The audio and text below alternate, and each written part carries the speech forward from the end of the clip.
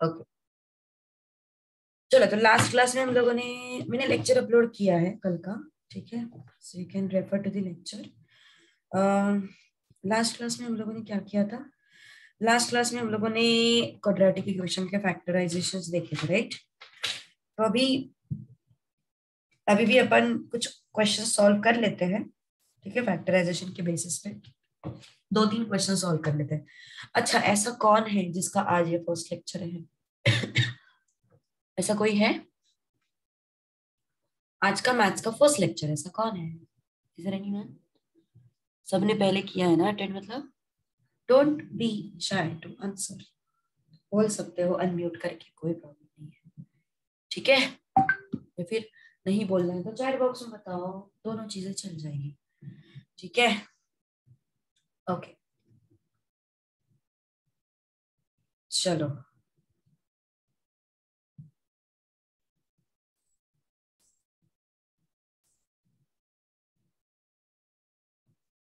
एक क्वेश्चन दे रही हो अभी। अम्म,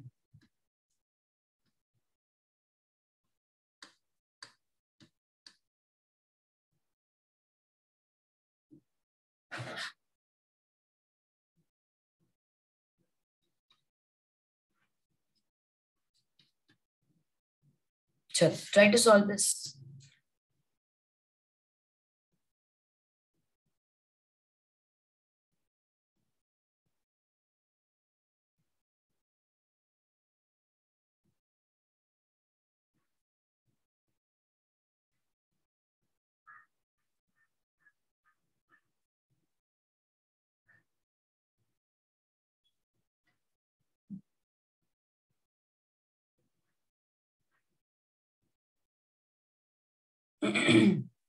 अनम्यूट करके आंसर बता सकते हो, कोई चैट बॉक्स यूज करने की जरूरत नहीं है। Ma'am x is equals to 1 and x is equals to 1/13. Very good, okay Wills.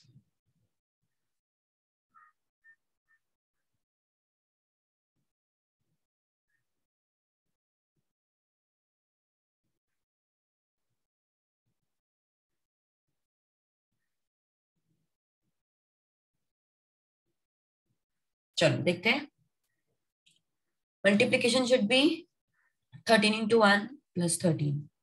Addition should be minus 14. What are the numbers? Minus 13 and minus 1. Okay. So 13x square minus 13x minus 1x plus 1 equal to 0.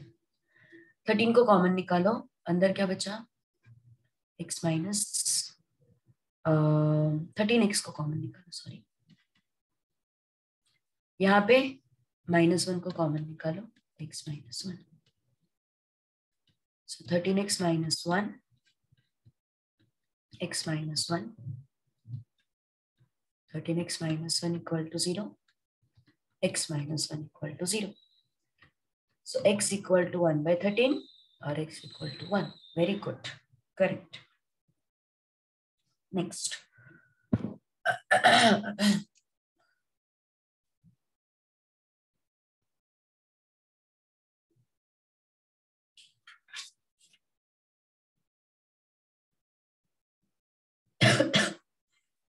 चलो, अब अपन simultaneous solving सीखते हैं, ठीक है? आज most probably मैं new lesson अपना जो 11th का है ना, वो मैं शुरू कर दूंगी, कॉम्प्लेक्स नंबर्स, ठीक है? पार्ट वन का न्यू लेसन में आज शुरू कर दूंगी, ठीक है? कि अभी ऑलमोस्ट हो गया सब कुछ, मुझे क्वाड्रेटिक सिखाना था, मुझे फिर अभी अभी लीनियर इक्वेशन सॉल्व करेंगे और इंडाइसेस सिखाना था, ठीक है? सो यस, चलो, so we are done now, let's move to simultaneous solving of equations.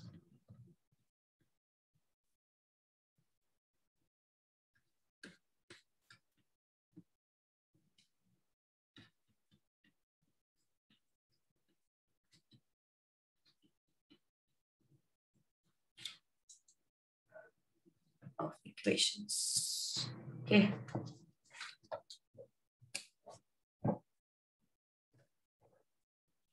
Okay, I will give few questions to you. I will check कितना आता है तुम्हें सॉल्व करते हैं. मतलब क्या होता है उसका, सपोज मैंने बोला solve 2x + 5y = 9 and 3x - y = 5। बता सकते हो इसका मतलब क्या होता है? Can you tell me what is meaning of this? Solve these equations. What do you mean by this? Solve these equations. हाँ बोलो। Find the values of x and y. हाँ, और वो कैसे, उस स्पेशलिटी क्या है वो x and y के वैल्यूज की? एक्स और वाई के मतलब एक्स की और की वह वाई की जो वेरिएबल है उसको सेम करना। हाँ, वेरिएबल को फाइंड करते हो मतलब क्या करते हो, देखो ध्यान दो। हमने 10th में देखा है कि तुम इन दो इक्वेशंस को सॉल्व करते हो और फिर तुम्हें x एंड y का कुछ वैल्यू मिल जाता है ना। तो ये वैल्यूज की स्पेशलिटी है कि अगर तुम इन वैल्यूज को इसमें और इसमें रखोगे या फिर इसमें और इसमें रखोगे तो तुम्हें LHS = RHS मिल जाता है। मतलब वो ऐसे वैल्यूज होते हैं जो दोनों इक्वेशन को सेटिस्फाई करते हैं, है ना। वो x एंड y के ऐसे वैल्यूज होते हैं जो दोनों इक्वेशन को सेटिस्फाई करते हैं। दोनों इक्वेशन को सेटिस्फाई करते हैं मतलब दोनों इक्वेशंस में अगर तुमने उसको रखा तो तुम्हें LHS = RHS मिल जाएगा। ठीक है, कैन यू ट्राई? देखते हैं कितना 10th स्टैंडर्ड अच्छे से किया है, या फिर मार्क्स तो फ्री में मिले, है ना। चलो ट्राई, टेल मी।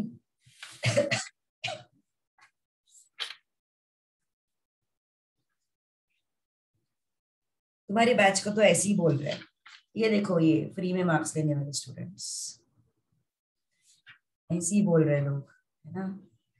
तुम्हारी क्या गलती, उन्होंने फ्री मार्क्स दिए तो।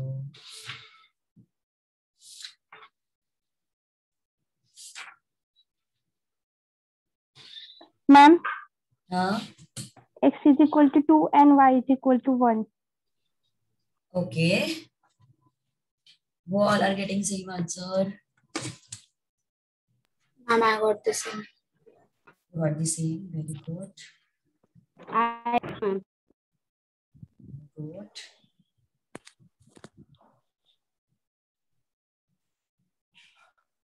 Okay. You have 2x + 5y = 9. इसको 5 से मल्टीप्लाई करो, कितना हो जाएगा? 15x - 5y = 25। क्यों किया मैंने ऐसा? क्योंकि मुझे कुछ कैंसलेशन के लिए सेम टर्म्स चाहिए ना। मतलब अगर मैं y को कैंसिल कर देती हूँ तो मुझे x का वैल्यू मिल सकता है, अगर मैं x को कैंसिल कर देती हूँ तो मुझे y का वैल्यू मिल सकता है, एंड सो ऑन। ठीक है, तो चलो ऐड करते दोनों इक्वेशंस को, सो दैट क्या हो जाएगा, ये +5y - 5y निकल जाएंगे।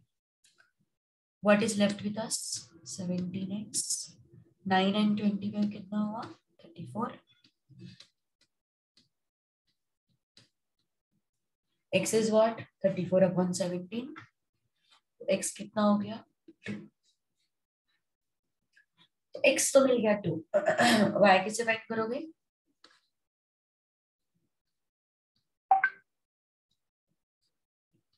Substituting x is equal to 2 in 2x + 5y = 9। तो x की जगह पे रख दो 2, 4 + 5y = 9।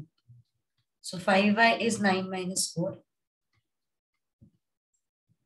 तो y कितना आया? 1। तो ये x is equal to 2 and y is equal to 1, ये जो वैल्यूज तुम्हें मिले हैं इनकी स्पेशलिटी क्या है कि अगर ये वैल्यूज को तुम इस इक्वेशन में रखोगे, देखो ना, x को 2 रखो और y को 1 रखो, सॉरी y को क्या रखा है, y को 1 रखा है, x को 2 रखो और y को 1 रखो, यू विल गेट 9। यहाँ पे x को 2 रखो, y को 1 रखो, यू विल गेट 5, है ना। तो ये मतलब होता है साइमल्टेनियस सॉल्विंग का। ठीक है, चलो नेक्स्ट क्वेश्चन करते हैं. Okay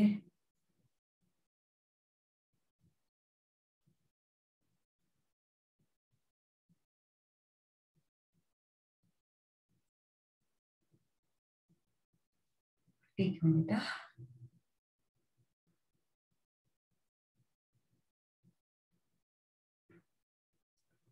into variables. हाँ चलो ये क्वेश्चन ले लो. 2x plus 3y equal to 0. 2x plus 3y equal to 0.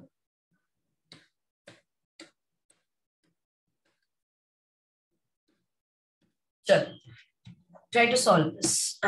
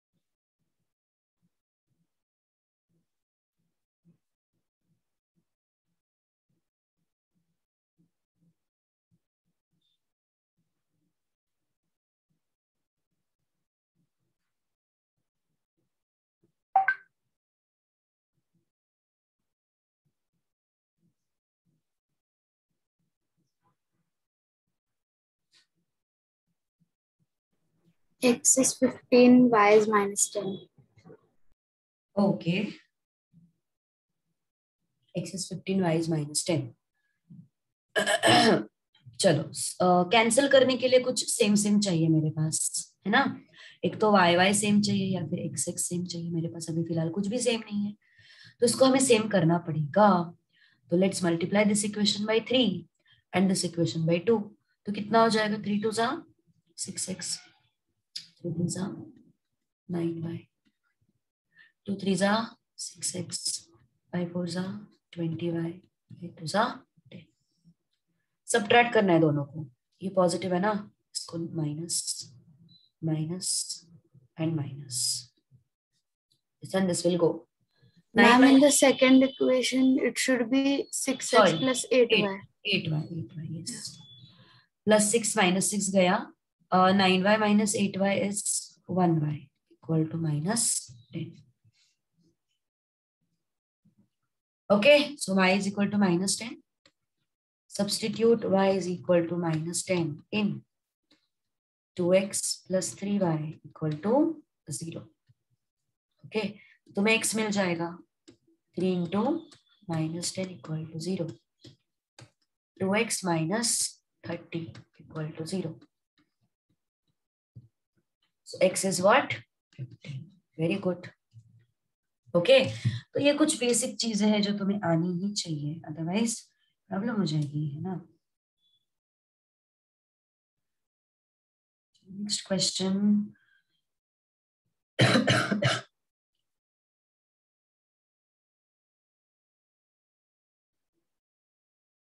हाँ 2x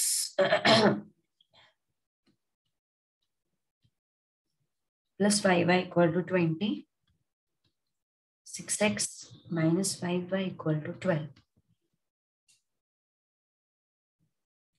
चलो try to solve this.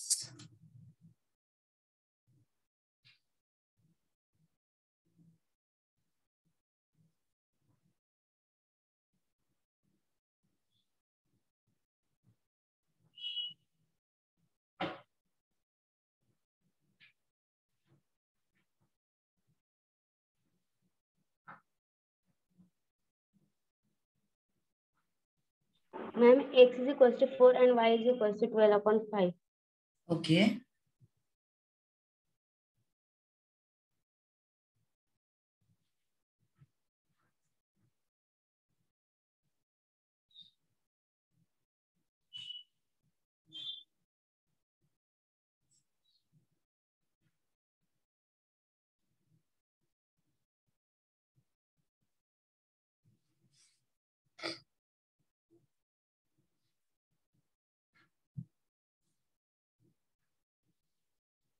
चलो देखते हैं। ऐड करना पड़ेगा सीधा सीधा इक्वेशन, सेम सेम चीजें दिखाई दे रही है मुझे, +5y -5y है ना, we can add them, so let's add them.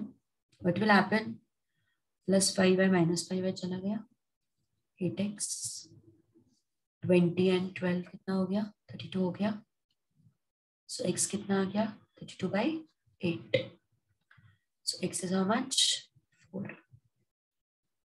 Okay, now substituting. X is equal to 4 in 2x plus 5y equal to 20. X कितना है, 4 है, 5y equal to 20.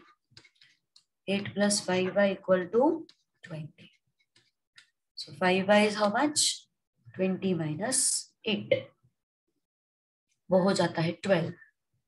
So y is 12/5. Understood? Okay, so it's 12/5.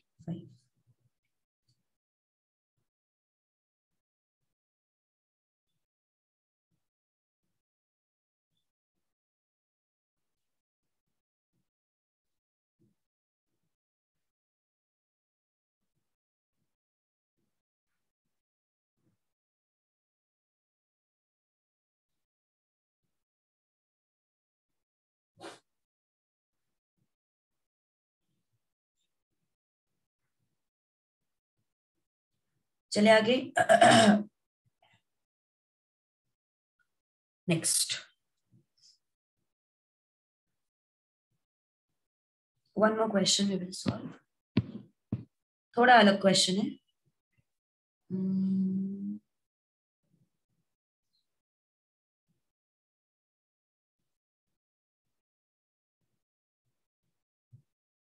चलो ये questions नहीं करते, जरूरत नहीं मतलब उनकी, इस वजह से सिंपल ही करते हैं, थोड़ा सा जरूरत नहीं बिल्कुल उसकी। Just a second, simple question करते हैं, then we will move to next topic. 3x - 4y equal to 2 and 4y equal to 2x plus 4. चलो ट्राई करो।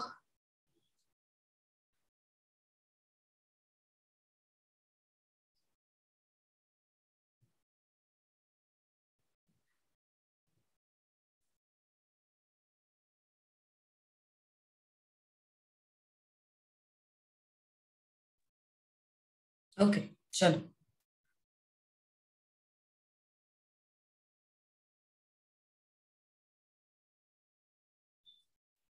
बोलो इसका answer.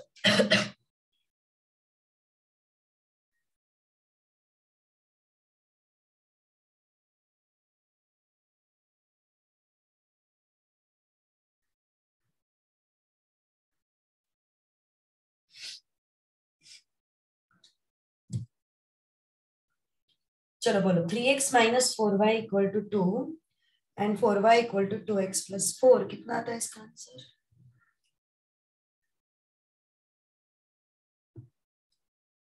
Tell me fast.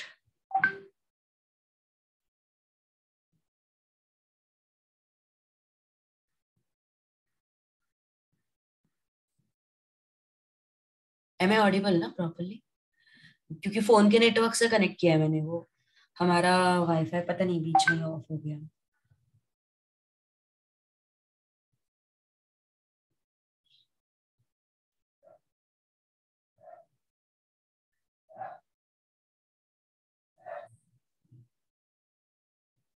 X is equal to 6 and y is equal to 4. Okay, x is equal to 6, y is equal to 4. All right.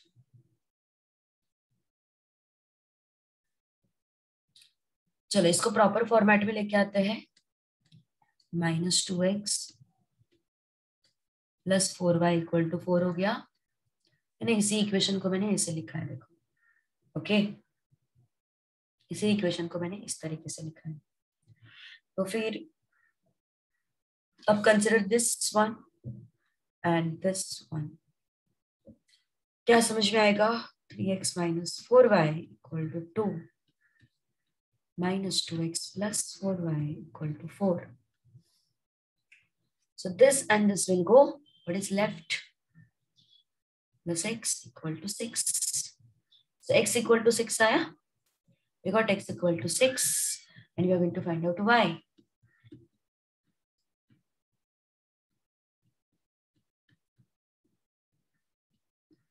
This is 18 minus 4y equal to 2. So 4y is 18 minus 2. So 4y is 16. Y is 4. ठीक है. Sorry.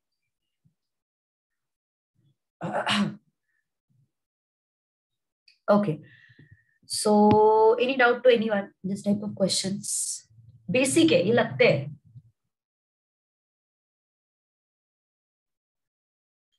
ये basic बहुत जरूरी है. मतलब तुम्हें बहुत छोटी छोटी जगह पे ये इक्वेशन सॉल्व करने को दिखेंगे, है ना. तो तुम्हें आना चाहिए ये सब. ऑलराइट, चलो let's move to next part. I mean अभी अपन एक्चुअल सिलेबस शुरू कर देंगे. ठीक है.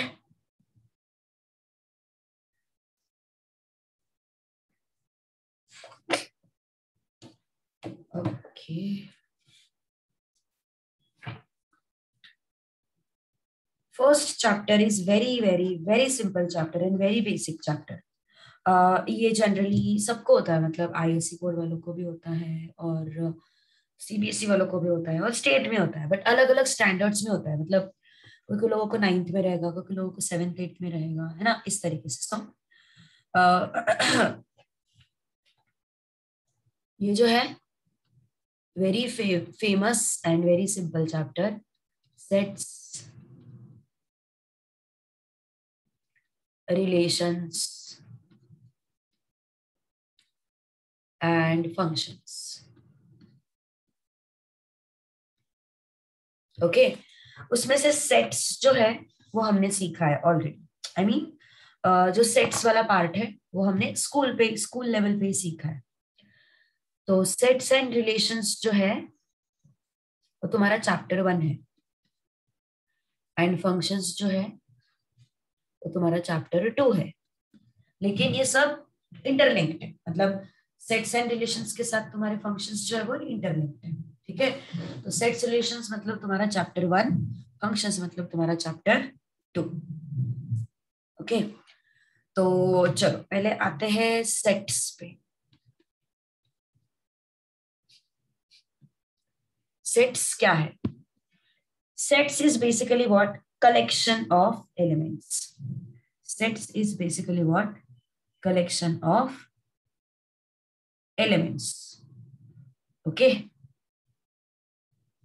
Collection of elements मतलब जैसे मान के चलो अभी तुम रूम में बैठे हो. Okay, मान के चलो तुम रूम में बैठे हो. तो if I want to form a set of things which are present in room or bedroom, things which are present in bedroom, तो कौन से थिंग्स हैं? बेड है ना, फैन है, एसी होगा, फिर और क्या हो सकता है? यस, कबर्ड है, अलमारी है उसमें, है ना. फिर और क्या क्या हो सकता है? लैपटॉप पे देख रहे होंगे तो लैपटॉप है, मोबाइल फोन है, बुक्स है ना. तो मैंने क्या किया, जो भी उस रूम में चीजें प्रेजेंट है उनका मैंने क्या किया? कलेक्शन किया. तो क्या क्या चीजें प्रेजेंट है फिर? Bed, cupboard, books, laptop, phone, है ना, फैन, ये सब क्या किया मैंने? सेट्स, सॉरी एलिमेंट, थिंग्स का क्या किया मैंने? कलेक्शन किया. ओके. तो इसको अपन क्या बोलते हैं? सेट. नाउ सो सेट को कैसे बोला जा सकता है? It is collection of objects. It is what? Collection of what? Objects. And हर एक ऑब्जेक्ट को अपन बोलते हैं element.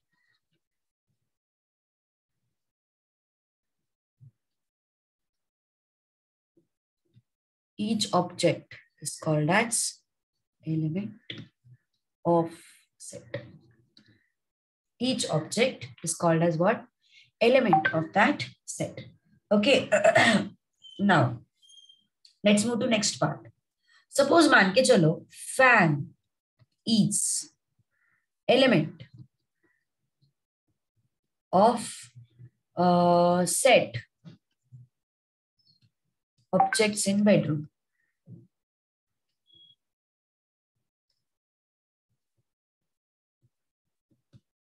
Okay, objects in bedroom, fan is element of set, objects in bedroom. तो ऑब्जेक्ट्स,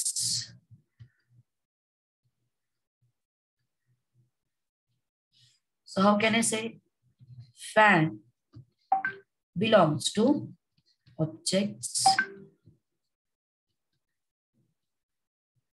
in bedroom. ओके मतलब इस set में क्या क्या आता है बेसिकली, ऑब्जेक्ट्स इन बेडरूम, उसमें क्या क्या आएगा अपन लिस्ट कर ही लेते हैं. इस सेट में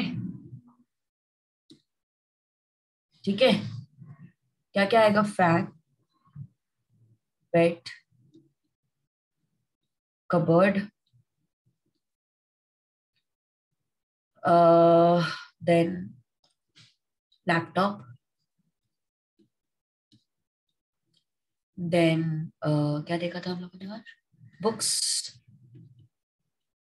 ये इसमें आता है. तो मुझे बोलना है कि fan is element of this set, fan is element of this set. तो तुम ऐसे वर्ड्स में लिख सकते हो, fan is element of set objects in bedroom. लेकिन अगर मुझे सिंबॉलिकली लिखना है तो ये सिंबल यूज किया जाता है, fan belongs to what, fan belongs to objects in bedroom.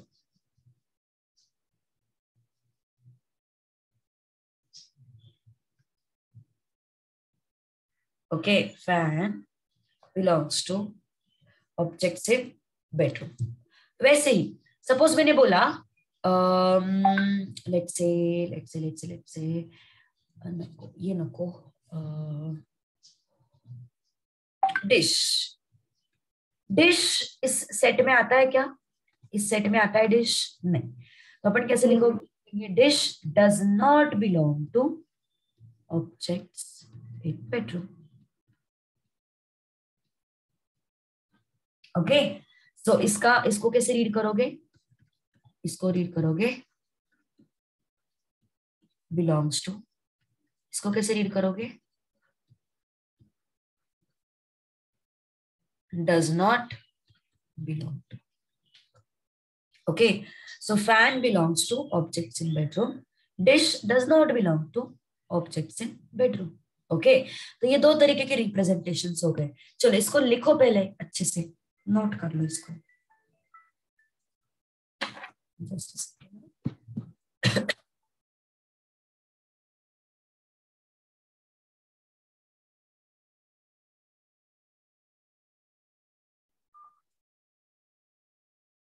चलो write it down fast.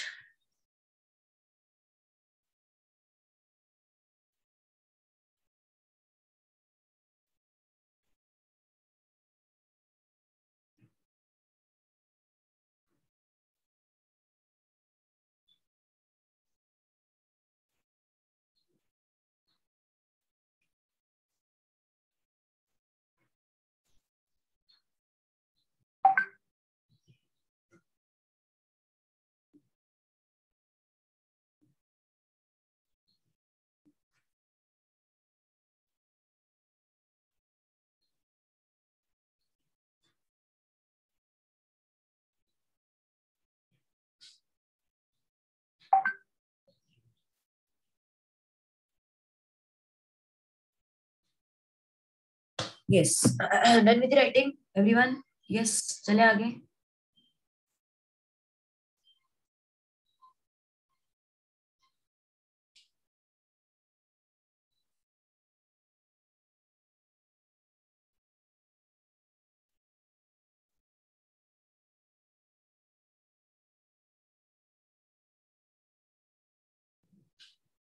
Okay, चलो नेक्स्ट.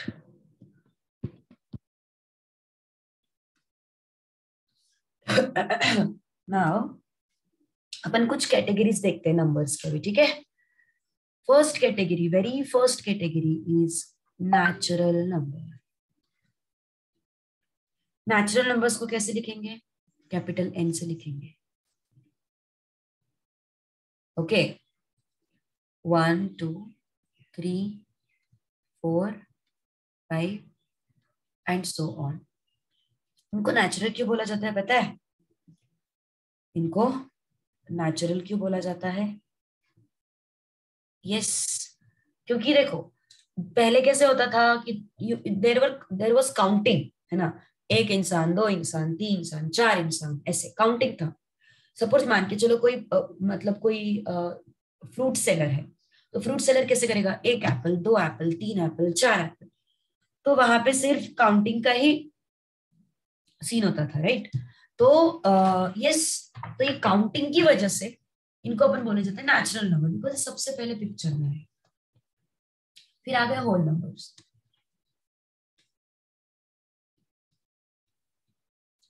होल नंबर की जरूरत क्यों पड़ी?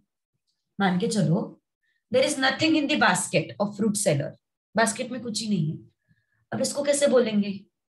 अगर एक एप्पल होता तो मैं बोल देता था एक, दो एप्पल होते तो मैं बोल देता था दो, लेकिन वो बोलेगा कि अगर कुछ ही एप्पल नहीं है तो मैं उसको क्या बोलूंगा? तो जीरो। तो इसकी वजह से जीरो पिक्चर में आया, एंड नया सेट बन गया होल नंबर्स का। ओके, उसके बाद आ गए इंटीजर्स, जेड। अब इंटीजर्स का कैसे? मान के चलो मैंने 2 - 1 किया तो मुझे 1 मिलता है, 5 - 2 किया तो मुझे 3 मिलता है। लेकिन अगर मैंने 2 - 5 किया तो अब कितना आएगा? अब मेरे पास मतलब अब अभी बोल, हाँ अभी अपन बोल सकते -3, लेकिन उस टाइम पे वो लोग नहीं बोल पाते थे ना -3, उनको पता ही नहीं था ऐसा नंबर होता है। ओके, तो इसको डिफाइन करने के लिए उन्होंने इंटीजर्स लाए। तो अब 1 - 2 आता है तो -1 बोल सकते हैं। सॉरी फॉर दी वॉइस, हाँ 1 - 2 बोलते हैं तो -1 बोल सकते हैं। 7 - 15 बोला तो अपन उसको -8 बोल सकते हैं। ओके, तो इसकी वजह से इंटीजर्स पिक्चर में आए। तो इंटीजर्स क्या होता है? ये सारे आ गए integers.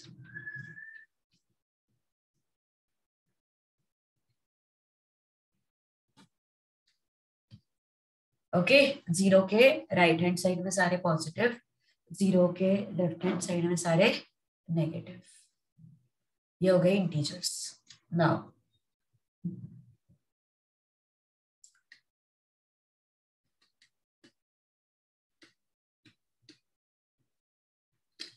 what do you mean by rational number? Rational numbers are represented by Q.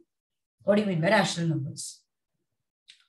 Rational numbers मतलब जैसे कि मान के चलो सपोज मैंने 4/2 लिखा तो मेरे पास 2 आंसर आता है। मेरे पास 6/2 लिखा तो मेरे पास 3 आंसर आता है। मैंने 10/5 लिखा तो मेरे पास 2 आंसर आता है। लेकिन अगर मैंने 5/10 लिखा तो क्या बोलूं मैं इसको? अभी तो अपन बोल पाते 1/2 आ रहा है, लेकिन उस टाइम पे ये नंबर्स नहीं थे पिक्चर में, है ना?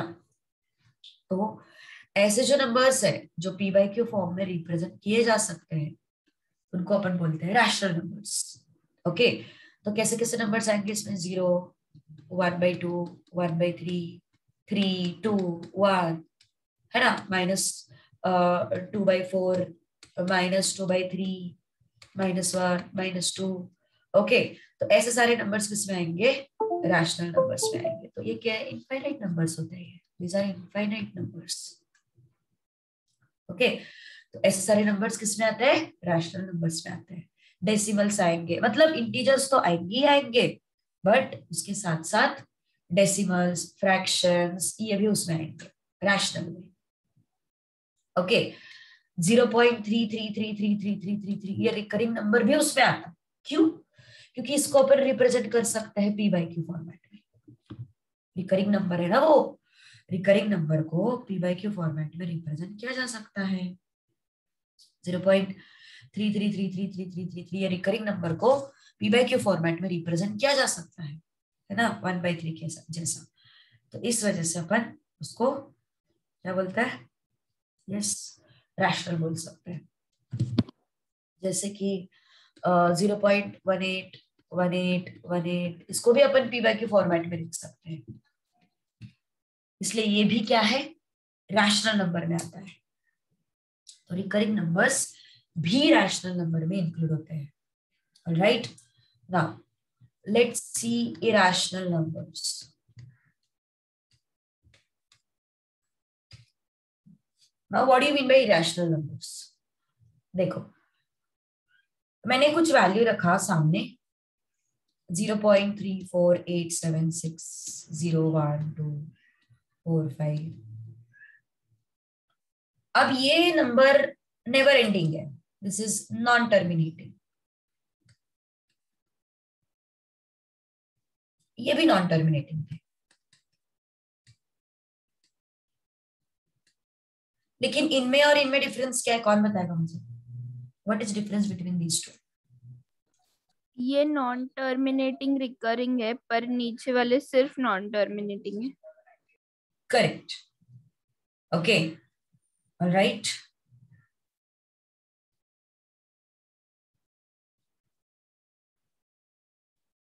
Okay, so 0.3487601245, this is what? Not terminating, but it is non-recurring. And this is what? Recurring. Recurring मतलब एक पैटर्न रिपीट होता है, जैसे 3 रिपीट हो रहा है, 18 रिपीट हो रहा है. वैसे यहाँ पे कुछ रिपीट हो रहा है क्या? नहीं, कोई पैटर्न रिपीट नहीं हो रहा है. So even though it is non-terminating, it is non-recurring as well. यहाँ पे it is non-terminating but it is recurring, मतलब एक पैटर्न उसमें रिपीट हो रहा है. इरेशनल नंबर्स में वो नॉन टर्मिनेटिंग होते हैं लेकिन पैटर्न रिपीट नहीं होता उसमें. Okay, so this is irrational number. This is what? Irrational number. Okay, now ऐसे नंबर्स अपन इरेशनल में इंक्लूड करते हैं. तुम अगर गूगल करोगे ना वैल्यू ऑफ पाई, तो तुम्हें ये वैल्यू 3.14 नहीं दिखेगी. 3.14 के आगे बहुत कुछ है जो एंड ही नहीं है, उसको एंड नहीं है उसको. अगर तुम उसको गूगल करोगे वैल्यू ऑफ पाई को, तो तुम्हें 3.14 आगे बहुत कुछ, बहुत सारे नंबर्स दिखेंगे. And that value is never ending and even not even recurring. मतलब हम जो सीखते थे ना पाई का वैल्यू 22/7 लेना है, वो गलत वैल्यू है. अपन अपने कन्वीनियंस के लिए उसको 22/7 लेते हैं, बट एक्चुअली 3.14 को 22/7 नहीं लिखा जा सकता, बिकॉज 22/7 जो है ना वो टर्मिनेटिंग आता है. शायद इस टर्मिनेटिंग आता है, देखो. हाँ, मतलब टर्मिनेटिंग नहीं बोल सकते उसको, इसको बोल सकते हैं अपन नॉन टर्मिनेटिंग रिकरिंग. देखो 145728 145728 14, ये देखो है ना. तो मतलब ये वैल्यू हमने बनाया है हमारे लिए, मतलब हम इसे अप्रोक्सीमेट करने के लिए बोलते हैं कि हाँ चलो पाई का वैल्यू 3.14 लेते हैं. हमारे कन्वीनियंस से हम बोलते हैं पाई का वैल्यू 22/7 लेते हैं. लेकिन अगर तुम सच में गूगल करोगे ना, तो सच में गूगल करने के बाद तुम्हें पता चलेगा कि पाई का वैल्यू ना 3.14 है ना 22/7 है. पाई का वैल्यू बहुत बड़ा है. अगर तुम एक रूम के कोने में पाई का वैल्यू लिखना शुरू करोगे ना, रूम खत्म हो जाएगा, तुम्हारा घर खत्म हो जाएगा, लेकिन पाई का वैल्यू नहीं रुकने वाला है ना. So it is non terminating and non-recurring. So pi is basically irrational number. Pi is basically what? Irrational number.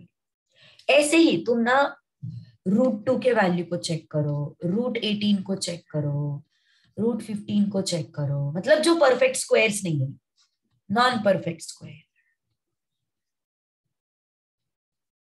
Perfect square मतलब क्या होता है? 4, 16, 25, जिनके स्क्वायर रूट्स मुझे पता है, जिनके स्क्वायर रूट्स मुझे पता है उसको बोलते हैं अपन नॉन परफेक्ट स्क्वायर. जैसे कि √4 का मुझे पता है 2 है, √16 का मुझे पता है 4 है, √25 का मुझे पता है 5 है, लेकिन √2 का मुझे नहीं पता, √15 का मुझे नहीं पता, √17 का मुझे नहीं पता.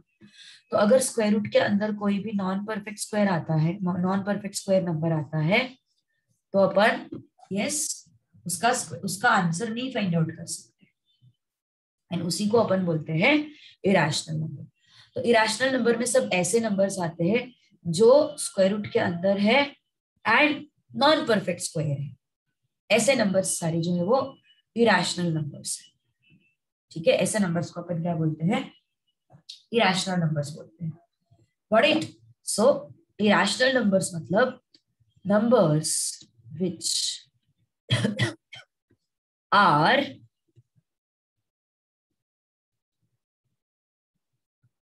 non-terminating and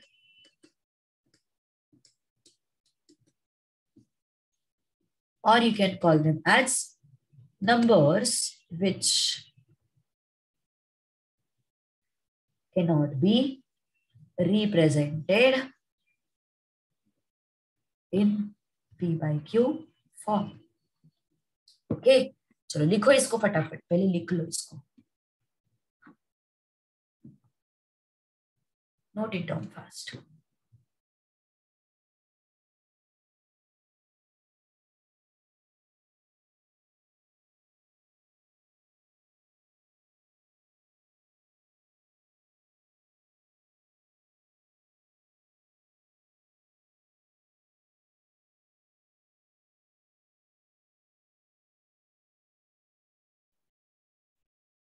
बुरे तरीके का कोल्ड हुआ है मुझे, मतलब आवाज ही नहीं निकल रही बिल्कुल। ये अभी मतलब कुछ वायरल है शायद, बहुत सारे लोगों को हो रहा है ऐसा।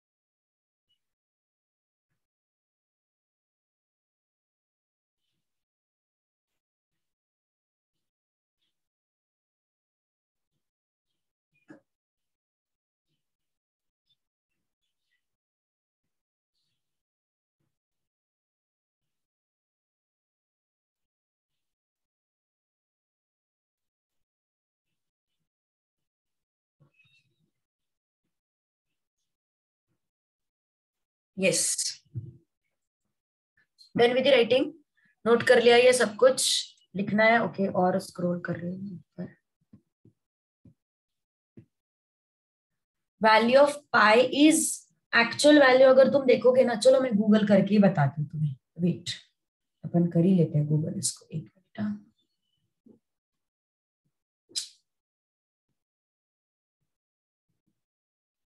Actual value of pi is non recurring.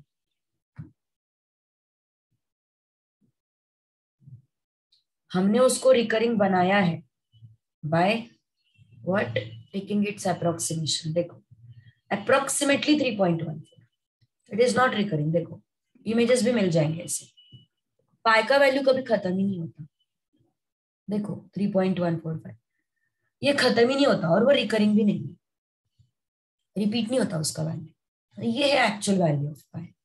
तो 22/7 हमने रिकरिंग उसको बनाया है पाई के वैल्यू को, 22/7 लेके 3.14 लेके उसको हमने रिकरिंग बनाया है, लेकिन it is actually non recurring, non terminating.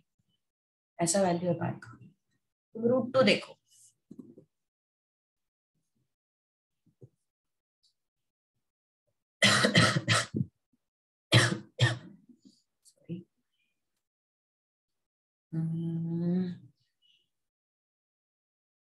Division method से बोला उन्होंने। चलो ठीक है, डिवीजन मेथड से ही सही। देखो अगर तुम इस इमेज को देखोगे तुम्हें दिखेगा कि वह 4 1 4 2 1 3 5 ऐसा कुछ अजीब अजीब आ रहा है। ओके, ऐसा अजीब वैल्यू आ रहा है इसमें।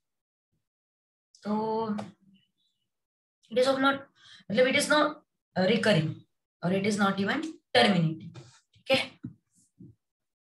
समझ में आई ना बात, मतलब क्या है मेरा कहने का। अब ये आ गए irrational numbers. Now let's talk about real numbers. Real numbers मतलब जिसमें सब आते हैं, रैशनल आते हैं एंड इरेशनल।